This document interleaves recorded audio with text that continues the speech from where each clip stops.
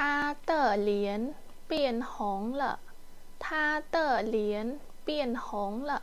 他的脸变红了មុខរបស់នាងប្រែជាក្រហមហើយអូខេតើគ្នាពៀនហងនឹងប្រែទៅជាក្រហមណាថាទៅលៀនមុខរបស់នាងលៀននឹងមុខណាចឹងមិនថាម្នាក់ហ្នឹងគាត់អៀនអីចឹងនិយាយទៅគាត់ថាគាត់ស្អាតហើយគាត់បកកែស្រាប់តែគាត់អៀនទៅមុខឡើងក្រហមថាកុំសរសើរគាត់ពេកដល់មុខគាត់ឡើងក្រហមហើយណាថាទៅលៀនពៀនហងឡាអូខេតោះណាតើងាយស្រួលណាតើប្រយោគទី2របស់យើងជាទៀនហួជាទៀនហួទទួលទូរស័ព្ទហ្នឹងហើយជាហ្នឹងគឺទទួលណាទៀនហួទូរស័ព្ទជាទៀនហួហ្នឹងហើយទទួលទូរស័ព្ទនឹងបើសិនថា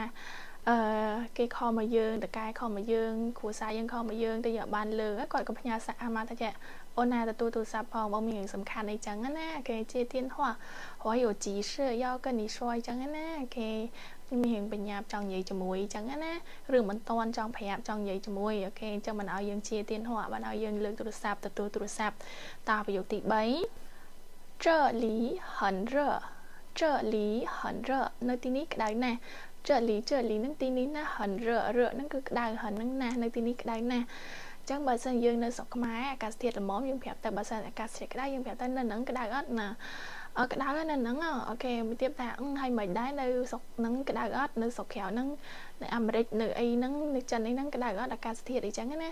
យើងថាអត់ទេចលីពូរនៅទីនេះអត់ក្តៅទេតែបើសិនជាខ្ញុំនៅកន្លែងខ្ញុំវិញវាក្តៅខ្លាំងអីចឹងណាអូខេតប្រយោគចុងក្រោយ他是作家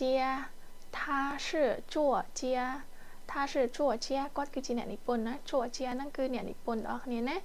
អញ្ចឹងកន្លែងហ្នឹងយើងអាចដោះដូរបានយើងចង់ដាក់ស្អីក៏បានដែរជំនាញរបស់យើងសេដ្ឋកិច្ចជាគ្រូថាគ្រូទៅជា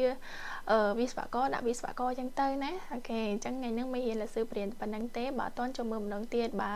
សិនជាចង់រៀនឆាតមកលើសឺតាមពេកណាចាំជួបគ្នាវីដេអូក្រោយចាបាយបាយ